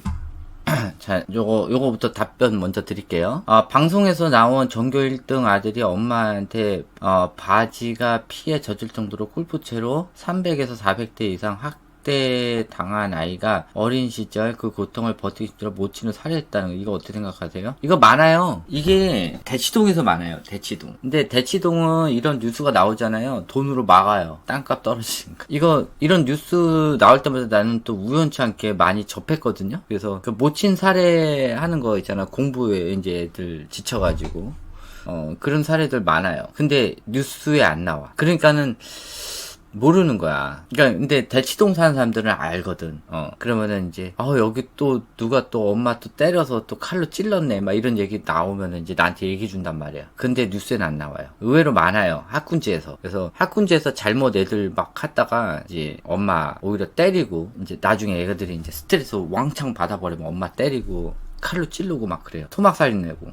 자, 교사같이 사짜 직업이나 특목고같이 공부 진짜 최상위권 분들은 나르시스트나 혹시 장애형 부분이 많이 치우친 분이 많을까요? 그쵸? 일단은 사짜 직업 자체가 다 장애형 직업이에요. 교사, 판사, 검사, 변호사 등 이런 사자가 들어가는 직업은 다 누구예요? 좌뇌형 직업이에요. 우뇌형 직업은요, 가자예요. 예술가, 음악가, 건축가, 화가, 기술자. 요런 직업이 뭐예요? 다 우뇌형 직업이에요. 그러니까 직업이 이렇게 나뉘어요. 근데 이 좌뇌가 강해지면 강해질수록 이기주의, 개인주의, 자기스 인격장애, 소시오패스. 그래서 각종 이렇게 타인을 생각하지 않고 자기만 보는, 또 그걸로 인해 가지고 본인 이익을 위해서 이제 많은 범죄를 저지르는 그런 것들이 많죠. 그래서 사자 직업이 거의 다 대체적인 이제 사기 이런 것들이 제일 많아요. 그래서 전체적으로 사기 범죄만 형량이 낮아요. 자기들이 사기를 많이 치기 때문에, 사자 직업이 사기를 많이 치기 때문에 사기가 형량이 제일 낮은 거예요. 사기로 인해 가지고 뭐 수십만 명이 막 자살을 하든 뭐를 하든 상관이 없어. 형량이 얼마 안 돼요. 어차피 정치인들 자체가 사기를 치지 않으면은 그 돈을 벌 수가 없거든. 다 사기로 번 돈이거든. 그러니까는 형량이 얼마 없어. 그리고 그 형량 살고 나서 그 돈 모른다 그래 버리면은 나와가지고 다 쓰면 되거든. 그래서 뭐 대충 법이라는 게 사자 직업 가지고 있는 사람들이 주로 짓는 주로 짓는 이런 범죄들은 형량이 낮아요. 자, 아이가 듀플로나 레고를 자기 마음대로 만드는 것을 좋아하는데, 자, 주로 자동차, 로봇, 전쟁 탱크, 비행기, 전쟁 본부 등 설명서 보고 따라하도록 하는 게 좋을까요? 아까도 말했지만은, 아이 스스로 만드는 거는 사고력을 올리는 거고요. 설명서 보고 따라하는 거는 말 그대로 레고 스킬을 올리는 거예요. 달라요. 피아노를 치더라도, 피아노를 잘 친단 말이야. 그러면 피아노 치는 스킬을 올리는 거야. 근데 피아노를 치면서 자기 마음대로 편곡을 하는 아이들, 이런 애들은 사고력이 높은 거예요. 자, 만들기를 하는데 남의 걸 보고 그대로 똑같이 만든단 말이야. 그거는 뭐야? 모방성을 늘리는 거야. 근데 자기 스스로 어제 생각한 거, 내가 뭘 만들어 보지? 뭐 하면서 막 생각해서 막 만드는 것들 있지. 이런 건 뭐예요? 사고력. 그래서 운해 학습을 할 때 이거를 사고력을 올릴 것인지 아니면은 그거에 대한 스킬을 올릴 것인지를 봐야 되는데, 스킬은 나중에 학교 가서 올려도 돼. 그러니까 웬만하면 사고력 활동을 많이 해주면 되고. 근데 제 강의를 늦게 들어온 아이들이 있어요. 막 6세에 제 강의를 듣고 이런 아이들 같은 경우는 뭐 당장 급하니까 어쩔 수 없이 그냥 설명서 보고 하는 것부터 시작을 해야죠. 많이 안 해봤기 때문에. 조기 교육을 받아 똑똑해 보이는 아이들 은근히 다른 아이들을 무시하는 행동이나 말을 해서 순진한 다른 아이들, 저 아이 나보다 더 똑똑하다라고 생각을 갖게 만드는데, 이게 저거예요. 나르시스트. 자기애스 인격장애. 아까 얘기했던 그거예요. 아까 위에 현서님 있죠? 현서님이 얘기했던 그 자기애스 인격장애가 이렇게 조기 교육을 받아서 남 무시하는 것부터 시작을 해요. 1학년부터. 그리고 이런 아이들은 엄마도 똑같아요. 엄마도 나르시스트일 확률이 많아요. 자, 36개월 남아 공룡 자동차 중장비를 엄청 좋아해요. 관련 책을 꺼내와서 읽어달라고 하거나 꺼내서 보곤 하는데 괜찮을까요? 그거는 괜찮아요. 운에 관련된 거나 아니면은 남자 애들 같은 경우 공룡 자동차 비행기 여기에 환장하거든. 이거는 읽어줘도 되는데 대신 조건이 그 책도 3권 이상 넘기지 마세요. 딱 3권만. 3권에서 4권 정도만 놔두세요. 그거는 읽어달라는 걸 읽어줘도 돼요. 본인이 관심 있어 하는 분야이기 때문에. 그냥 책 자체를 좋아하는 게 아니라 자기가 관심 있는 분야를 더 많이 알기 위해서 해달라는 거 아니야. 분야. 알겠죠? 분야. 나중 되면 다 까먹긴 하지만은 책이라는 게 내가 알고 싶어 하는 거를 알 때 필요한 거다라는 그런 개념을 심어주는 거지. 그치? 그러니까 책에 대한 고마움을 느끼게 해주는 거야. 그냥 무작정 책을 막 100권, 200권, 300권 갖다 놓는 것보다 본인이 관심 있는 분야를 알기 위해서는 저 책이 꼭 필요하다라는 걸 알려주는 거지. 그래서 책은 내가 알아가는데 필요한 진짜 이루어한 양식이다 라고 느껴주게 해놓고서는 초등학교부터 책을 읽히면은 애들이 책을 고마워서 읽어요. 그러니까는 책을 많이 읽으라는 소리는 언제부터예요? 초등학교 때부터야. 초등학교 전에 책을 읽으면 애들이 책에 고마움을 못 느껴. 저런 아이들한테 저희 아이가 자존감 다치지 않게 하려면 아이한테 어떻게 말아줘야 할까요? 겨우 5세인데. 5세 아이가 저렇게 무시하는 거, 이거 학습식이네. 영유나, 이제 뭐 공부나, 또 책류가나, 이런 거 했던 애들, 싸가지 없는 새끼들이네. 어차피 이 엄마들이 다 싸가지가 없기 때문에, 이게 원래 이러면 안 되는데, 애들이. 엄마들이 미쳐가지고 이제 공부시키다가 애들 다 이렇게 망가져서 그래. 5세면은 그냥 그거 그냥 무시하라고 그러는 수밖에 없어요. 이제 이런 애들이 너무 많아지니까 어차피 이렇게 지네들 간에 똑똑해 보인다고 생각되는 애들끼리 뭉친단 말이야. 근데 이것도 학교 가면 다 떨어져 나가요. 있죠. 이 공립을 보내더라도요, 사립 갔다가 이게 튕겨 나오는 애들이 있어. 망해가지고. 얘는 망한 아이예요. 얘는 이미 조진 아이예요. 그러니까는 본인이 이만큼 올라갔다가 막 떨어지기 시작하잖아. 그럼 그 짓거리라. 내가 아까 처음에 안 들으셨구나. 내가 처음에도 아까 얘기했는데 애들이 이만큼 실력이 올랐다가 이제 점점 떨어지기 시작하잖아. 그러면 애들이 다른 애를 깔아 뭉개요. 그 방법뿐이 없어. 그래서 얘는 이제 점점 떨어지고 있는 중이거든. 그러니까 얘는 이제 좀 있으면 바보 될 아이예요. 학교 들어갈 정도 되면은 얘 경계선 지등 찍을 거예요. 그냥 불쌍한 아이예요. 초등학교 1학년 전래동화 말고 다른 걸 원하는데 어떤 게 좋을까요? 책 너덜어를 읽었는데 조금 지금. 초등학교 1학년이면 명작동화 같이 읽히세요. 명작동화. 전래동화, 명작동화. 그 다음에 초등학교 2학년 때는 뭐 읽히냐면은 창작동화. 이렇게 해주시면 돼요. 7세 종이접기 책 보고 집에서 하루 종일 종이접기 학원은 안 다녀도 될까요? 학원은 지금 학원 다니고 있다고요? 아이한테 물어보세요. 너 학원 다닐래 안 다닐래 하고. 학원을 함부로 막 다니면 안 돼요. 그러니까 아이가 혼자 열심히 하고 있는데 아이가 뭐 불평불만도 없는데 학원을 그냥 막 보내면 안 돼. 그건 스스로 하게끔 해야 되는 거야. 그래서 아이한테 물어보고 너 굳이 학원 갈래 안 갈래라고 물어봐요. 아니 안 가고 너 다른 거 한번 해볼래? 엄마랑 뭐 클레이를 한번 해볼래? 아니면 딴 걸 해볼래? 이거 어쨌든 요것도 지금 강의를 올려야 되는데 있는데, 하여튼 제가 지금 강의 올라올 때마다 그냥 쭉쭉쭉 보셔야 돼요. 알림 설정 해놓으시고.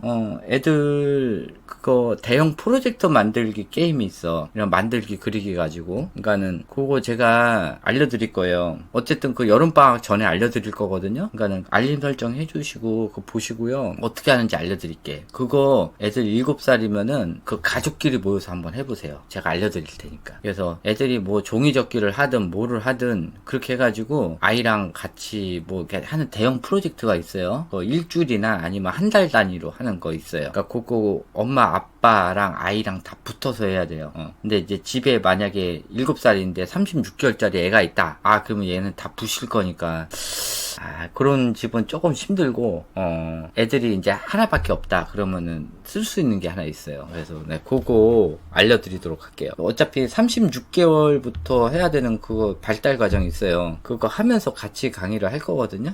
그거 할 때 내가 하나 또 팁을 줄게요. 이렇게 하시고, 혹시 아이랑 놀러 갈 때 있잖아. 놀러 갈 때나 아니면 애 데리고 어디 갈 때 항상 가방에 색종이 있지. 색종이 책 있잖아. 접는 책 있지? 그거 항상 챙겨가지고 다녀. 그래서 아이랑 만약에 카페를 가거나 아니면 어디 놀러 가거나 야외를 갈 때 항상 그 가방을 들고 다니세요. 그래서 아이가 언제든지 색종이 꺼내가지고 책 보고 만들 수 있게 심심할 때. 그러니까 핸드폰 보는 게 아니라 그런 거 할 수 있게끔 해주는 게 좋아요. 아니, 아이가 클레이를 하면 클레이를 하고, 아이가 만약에 그림을 좋아하잖아. 그러면은 그 가방에다 뭐 해야 돼? 스케치북에다가 색연필, 그 다음에 뭐 크레파스, 물감, 이런 것들을 항상 챙겨 다니는 가방을 하나 준비를 해요. 그래서 그거를 엄마가 항상 메고 다녀. 그래서 아무 때나 꺼내가지고 얘가 필요하면은 그 자리에서 할 수 있고, 제가 보통 얘기를 하는 게 6살 이상이면은 엄마 것도 하나 준비하라고 그래요. 그 아이는 이제 그림을 그리고 엄마 옆에서 만들기라도 돼. 야외 나가서. 그러니까는 웬만하면 엄마랑 같이 그림을 그려. 그러니까 똑같은 곳 바라보면서 엄마랑 같이 그림을 그린단 말이야. 아이는 아이 나름대로 그림을 그리고 엄마는 엄마대로 그림을 그리고 뭐 중간에 누구 있으면 뒤에서 좀 우리 하는 것 좀 찍어달라고 얘기를 해요. 해주고 그 다음에 바라본 장면 있잖아. 그거를 똑같이 이제 그건 엄마가 찍어. 그래서 아이가 그리고 엄마가 그린 거에 그거를 이제 나중에 프린터를 해가지고 붙여. 그 스케치북에 붙이고 몇 월 며칠 어디라고 이제 2개 쓰는 거야. 그래서 그 스케치북은 엄마랑 아이랑 놀러 갈 때만 그 스케치북을 쓰는 거야. 그러면은 그게 스케치북 다 쓸 때 되면은 그 스케치북이 엄마랑 아이랑 추억이 돼요. 그리고 그렇게 해서 애들끼리 그리는 거 그 엄마가 또 사진을 찍고 인스타 올릴 거면 그런 걸 올려. 애랑 이렇게 추억 한 사진 이런 거 해가지고 인스타를 그런 걸 올려. 그리고 혹시 잊어버릴지 모르니까 사진 다 찍어놓고 그렇게 해서 애랑 같이 놀러 간 것들 이렇게 스케치북에다가 서로 엄마랑 같이 그린 거 그런 것들을 모아놓으면은 나중에 이거를 언제 보여주냐면은 딸내미나 아들내미 결혼할 때 있지. 결혼할 때 줘요. 그래서 너 나중에 아이 키울 때 엄마랑 이런 거 했었다. 그러면서 너도 아이 키울 때 같이 해라라고 해서 주면은 얘네들도 대충 감 잡아가지고 그렇게 육아를 할 거예요. 지금 어머니들이 하는 육아가 딸내미는 그거를 100% 가져가든지 아니면 반대로 하게 돼. 40개월 자연물 진짜 좋아하는데 자연책 보여줘도 되는 거에 해당할까요? 자, 요거 볼게요. 자연물 좋아하는데 자연책을 보여주는 게 아니라요.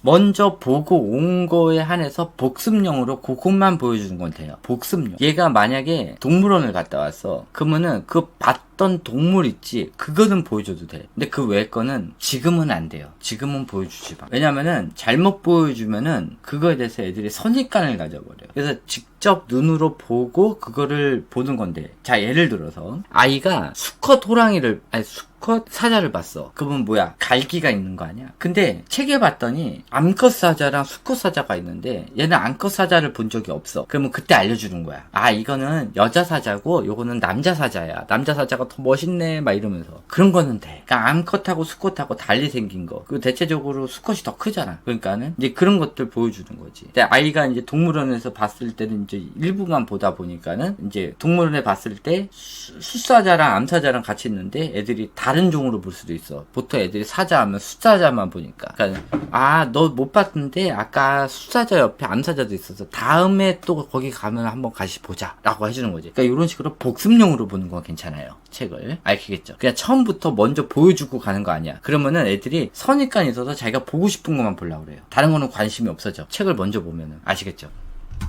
자, 키즈 카페는 애들 그 에너지 뺄 때가 굉장히 좋아요. 그러니까 이게 운해형 아이들 있죠? 운해형 아이들 에너지가 굉장히 많아요. 이런 아이들은 키즈 카페 가가지고 일주일에 한 번 정도라도 가가지고 에너지를 빼줘야 돼요. 거기 막 휘황찬란 하잖아. 근데 운해형 아이들은요, 이게 에너지가 막 넘치는 아이들은 키즈 카페 가도 이런 네온 사인인데 막 이런 거 보질 않아요. 걔네들은 오로지 목적이 뭐야? 키즈 카페 가서 놀 목적이야. 그러니까는 거기 가서 미친 듯이 놀지 옆에 막 모니터 있다고 그거 쳐다보지 않아요. 그러니까 애가 이제 운해가 굉장히 강하다. 이제 이게 운해가 강한데 엄마가 못 풀어주잖아. 그러면은 애가 스트레스를 받아요. 그럼 막 짜증 부린단 말이야. 그러면 키즈 카페 갈 때가 됐다. 그러면은 이제 한번 가는 거지. 이렇게 해서 보내면 돼요. 근데 얘가 에너지가 너무 넘친다. 그러면은 얘가 어린이집이나 이제 막 이런 데 하면은 야, 오늘 어린이집 쉬고 키즈 카페 가자. 그래서 그날은 그냥 하루 종일 그냥 키즈 카페에다 풀어놓는 거야. 저녁 때까지 그냥 지치게 놀도록. 그래서 일주일에 한 번 정도는 그냥 어린이집 안 가도 돼. 그때는 이제 한번 애랑 놀면 돼. 어차피 지금 학교 가도 그냥 애 빼고 뭐 어디 막 놀러 다니더만. 왜 학교에서는 그러면서 유치원 어린이집은 그러면 안 된다고 하는 게 뭐야 그게. 말이 안 되지. 유치원 어린이집도 그렇게 해도 돼요. 어차피 거기는 보육을 하는 거라 엄마가 시간이 없을 때 봐주는 데가 어린이집이야. 또 엄마가 시간이 있으면은 엄마가 보육하는 게 원래 맞는 거야. 상관없으니까 어린이집도 얘가 갑자기 오늘 가기 싫어? 가지마. 엄마랑 놀자. 그러면 돼. 엄마가 집에 있으면 그렇게 해도 돼요. 상관없어요. 자, 초등학교 3학년 남아있는데 책을 다양한 분야를 확장하여 읽는 게 좋을지요? 아니면은 좋아하는 분야, 생물 위주로 하면서 심화로 계속 들어가는 게 좋을지요? 생물 관련해서 꽤 어려운 책도 읽기도 합니다. 일단 초등학교 때 봐야 되는 책이 있어요. 기본적으로 인제는 애들이 자연관찰책을 봐야 돼. 초등학교 때. 그 다음에 위인전을 읽어야 돼요. 기본적으로 그거는 읽어주고 자기가 좋아하는 건 해도 돼요. 기본은 해야 되는 거야. 위인전, 자연관찰책. 요거는 기본으로 가는 거고요. 초3이면은. 그 다음에 자기가 생물을 좋아한다? 그 다음에 보는 게 생물이에요. 아니면 뭐 생물에 관련된 걸 보고 이런 거 보는 거지. 근데 이제 이런 여가로 보는 책들 있잖아. 뭐 아까 말한 뭐 위인전이나 자연관찰책. 자연관찰책 같은 경우는 이제 독서록 쓰기가 힘드니까 위인전 같은 거 하나 읽고 짧은 거 하나 읽고 독서록 쓰는 건 하셔야 돼. 책을 아무리 읽어도 독서록을 안 쓰잖아요. 그러면 무의미한 거예요. 의미가 없어. 무조건 책을 읽으면요 아웃풋이 나와야 돼요. 그 읽은 거에 대해서 무조건 아웃풋이 나와야 돼. 근데 아웃풋이 안 나온 상태로 그냥 읽기만 입력을 하잖아. 그럼 애들이 돌아버려요.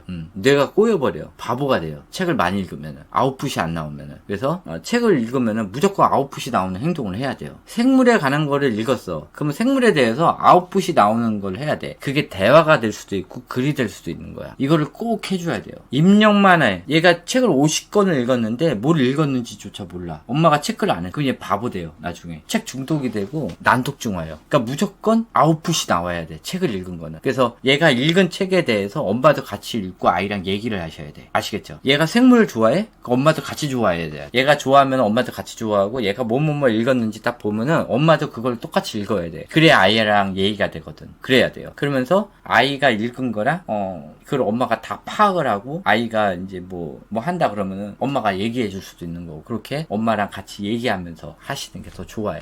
무조건 아웃풋이 나와야 돼요. 아웃풋이 안 나오는 책 읽기는 아이를 오히려 바보로 만들어요. 종이 접기를 좋아해서 몇 년 동안 하다 보니 책을 프로 수준의 어려운 수준을 보며 하고 있는데 책도 특정 분야를 깊이 들어가도 되지 않을까 해서 상관없어요. 웬만큼 다 접을 줄 알면은 자기가 좋아하는 분야로 가면 돼요. 상관없어요. 어차피 이 블럭 같은 거를 내가 그 뒷플로를 하라고 하는 게 뒷플로가 결국은 나중에 미니어처로 갈 수도 있고 아니면은 코딩으로 갈 수도 있고 아니면은 어덜트용 그 복잡한 이런 것들 막 3000피스짜리 만드는 거 이런 거를 할 수도 있고 아니면 프라이 모델 만드는 걸 좋아할 수도 있고 그런 거로 쭉 간단 말이에요. 그러니까 어차피 이런 색종이 접기도 결국은 보면은 자기만의 전문 분야로 가야 되는 거야. 잘하면은. 그러니까 잘하면은 자기가 맞는 분야가 있어. 그쪽으로 쭉 하시면 돼. 나는 동물 접기가 너무 좋다. 그러면은 각종 동물을 만들어 보는 거고 동물로 싹 꾸며서 동물의 왕국 그러니까 동물원 같은 걸 만들어 보는 거야. 크게. 그래서 엄마가 동물원을 만들 수 있는 틀을 딱 만들어주고 그 다음에 동물원에 이제 각자 여기는 뭐 타조가 있고 뭐가 있고 이런 울타리 같은 거 만드는 거 그걸 엄마랑 같이 해서 만들어서 큰 거 하나를 만들어. 거기다가 이제 애들이 동물 같은 거를 만들잖아. 그러면 애들이 동물 같은 거 해놓고 엄마가 만약에 클레이를 만들 수 있다 그러면은 그거 가지고 엄마는 클레이로 만들어서 같이 거기다 껴주고,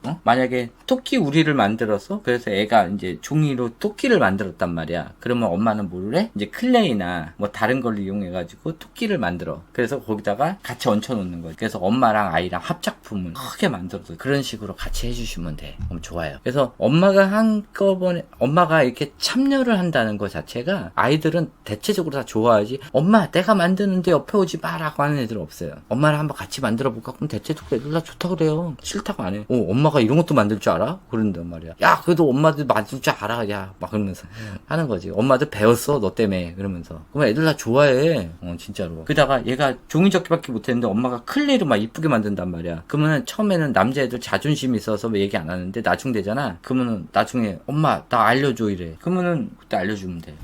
남자애들한테는 뭐뭐 하자 그러면 안 해요. 지 입으로 뭐뭐 좀 알려줘 소리가 나오잖아. 그러면 그때 하는 거예요. 12개월 딸인데 한 번씩 케이팝 틀어주면 리듬 타면서 너무 좋아하는데 가요 들려줘도 돼. 들려줘요. 대신 저건 안 돼요. 영상은 안 돼요. 근데 애들이 원래 18개월 이전에는 음악만 나오면 애들 춤을 춰. 좌뇌형 우뇌형 상관없이 그냥 음악만 나오면 다 춤을 춰. 근데 그거마저도 애들 책육아를 하잖아. 애들이 감정이 없어지면서 춤을 안 춰요. 책육아를 하면. 그러니까 애들 감정을 많이 올려주는 것들, 흥겹고 즐겁게 해주는 것들, 많이 춤을 추는 것들, 이런 것들 많이 해주면 좋지. 그러니까는 그거를 미디어를 이렇게 보여주고 하는 게 아니라 그냥 노래만 틀어줘도 돼. 신나는 거. 자, 시간이 얼마나 했냐? 2시간이 또 넘었네. 자, 요걸로 끝내도록 하고, 또 1시까지 됐네. 그러니까 요걸로 끝내도록 하고요. 내일 시간이 되면은 또 내일 저녁에 또 해드리도록 할게요. 또 지금 강의해야 될 거를 좀 정리를 해봐야 되겠어. 쭉 정리해서 순차적으로 또 강의를 해야 될 것 같아. 요즘 그리고 새로 들어오신 분들도 많고요. 이 조기교육 그 유튜버 보고 이렇게 세뇌당한 사람들 있잖아. 그 사람들이 들어와서 이제 조금씩 댓글을 흘려놓고 있어요. 그래서 제 거는 한 번에 성장하면 안 된다고 그랬어요. 절대 제 거 강의 공유하지 마시고요. 남한테 알려주지 마세요. 이게 절실한 마음이 없으면은 제 강의가 안 보여요. 그러니까 아이를 바꾸고자 하는 그런 절실한 마음이 있어야만 제 강의가 보여요. 진짜 절실한 마음이 있는 사람들한테만 제 강의가 보이니까 그런 마음의 각오가 없는 사람들한테는 절대 제 강의 보여주지 마세요. 알려주지도 마세요. 아셨죠? 괜히 들어오면 헛소리들 써놔요. 요즘 조금 노출이 되니까 좀 약간 정신병 걸린 엄마들이 많이 들어와요. 아니면은 그냥 일반 MZ 애들 막 들어와가지고 헛소리 써놔요. 그러니까 이런 게 또 요즘 조금씩 들어오더라고. 그래서 솔직히 나도 사람인데 그냥 거기다 쓰면은 나도 기분 나쁘지. 근데 그냥 열심히 참고 있어. 언제 애들이 또 한꺼번에 내 거 디스하느라고 또 이상한 영상 올릴 수도 있어요. 지네들 욕 못하니까 지 구독자들 이용해가지고 내 채널 박살내라고 하는 사람도 있을 거야. 그러니까 알고 계시고요. 절대 제 강의 다른 분들한테 공유하지 마세요. 절대 하시면 안 돼요. 알아서 찾아와야지 절대 공유하시면 안 돼요. 그런 사람들 많이 오면은 단톡방도 물 흐리고 제거 이거 방송이나 아니면은 제가 업로드 하는 것들도 다 물 흘릴 거예요. 그러니까 저는 한 번에 성장하면 안 되는 채널이에요. 천천히 가족 단위로 올려가야 돼요. 자, 여기서 끝내도록 하고 또 내일 아마 시간 될 거예요. 내일 10시 정도에 다시 또 영상 키도록 할게요. 네, 안녕히 주무세요. 네.